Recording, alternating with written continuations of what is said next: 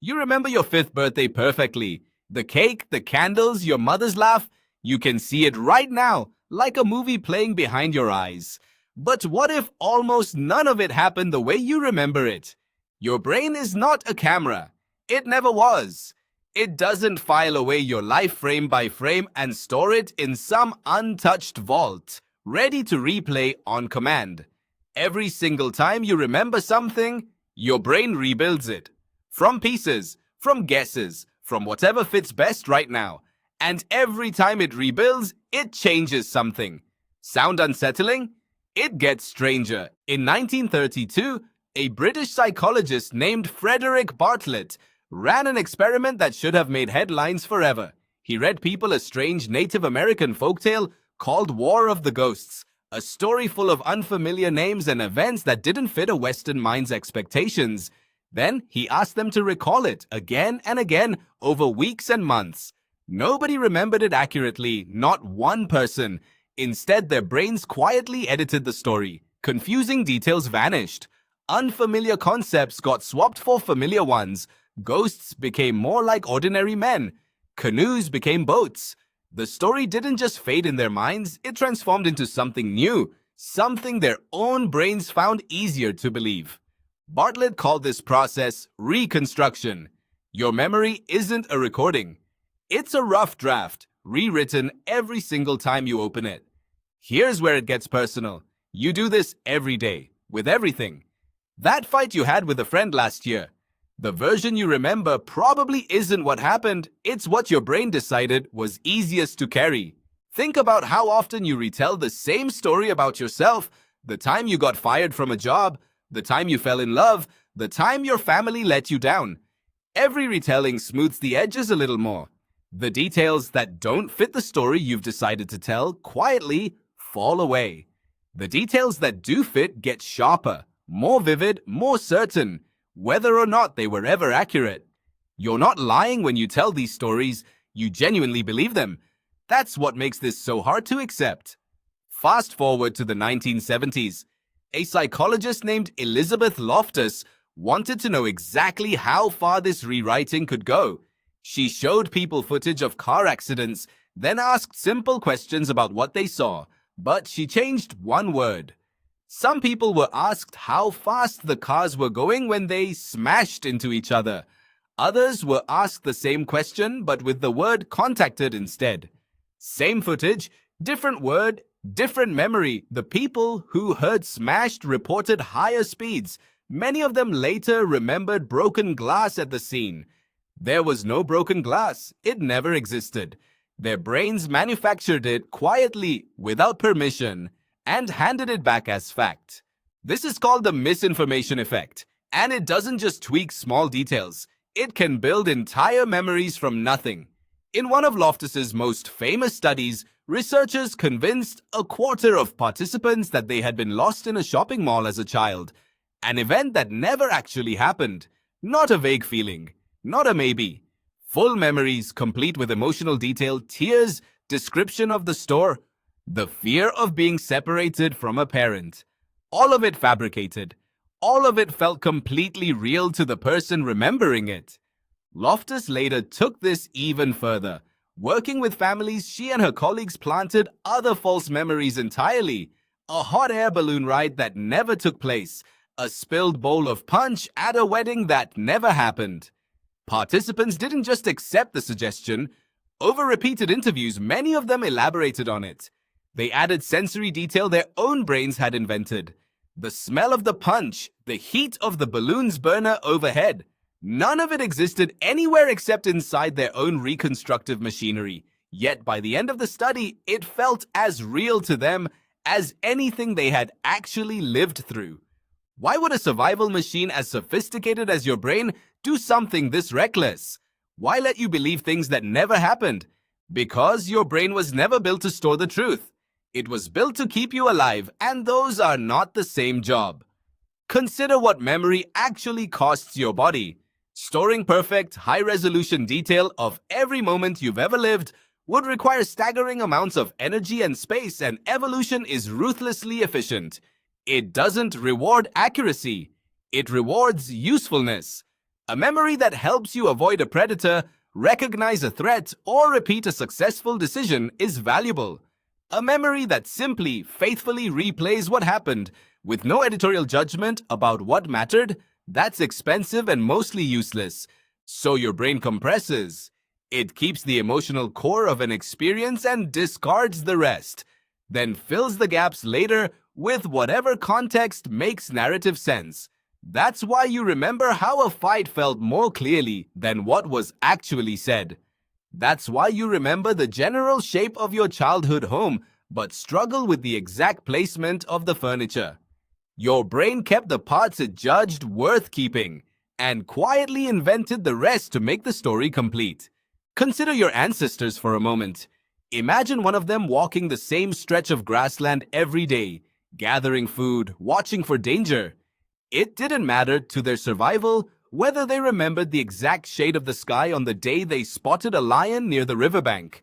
What mattered was remembering instantly and reliably that rivers meant danger. A brain that generalizes quickly, that turns one sharp memory into a broad, reusable rule, keeps you alive longer than a brain obsessed with getting every detail correct. You inherited that same machinery. It still runs the same way even though the lions are gone. There's a deeper layer to this, and it comes from the work of a neuroscientist named Karim Nader. In the early 2000s, Nader ran an experiment on rats that would eventually rewrite our understanding of memory itself. He trained rats to fear a specific sound by pairing it with a mild shock. Days later, he reactivated that memory by playing the sound again. And in that brief window, right after the memory was recalled, he gave the rats a drug that blocks the proteins needed to store memories. The fear vanished. Not faded. Vanished. As if the memory had never been formed at all. What Nader discovered is that memory isn't just built once and locked away. Every time you recall something, it becomes temporarily unstable again, like wet clay before your brain restores it. Scientists call this process reconsolidation. It means that every act of remembering is also, quietly, an act of rewriting. You are not accessing the original file. You are opening it, touching it, and saving a new version, whether you intend to or not. Here's the part that should genuinely unsettle you. This means the more you remember something, the less accurate it likely becomes. Your most cherished memories, the ones you've replayed the most, the first kiss, the death of a loved one, the worst thing that ever happened to you, are statistically the ones most likely to have drifted furthest from what actually occurred. The memories you trust the most may be the ones you should trust the least. This is precisely why some scientists have grown interested in Nader's discovery for reasons beyond curiosity. If a memory becomes unstable and rewritable every time it's recalled, then in theory, that reactivation window could be used therapeutically. Researchers have studied using this same reconsolidation window to weaken the emotional grip of traumatic memories in humans, not by deleting them, but by interrupting the chemical process that relocks their fear response back into place. The very flaw that makes your memory unreliable might also be the mechanism that eventually helps heal it. So why does none of this feel true when you're remembering something? Why does it feel so vivid, so certain, so undeniably real? Because your brain doesn't tag its reconstructions as reconstructions. It doesn't flag the edited parts in red. Confidence and accuracy are handled by completely different systems in your brain, and they rarely check in with each other.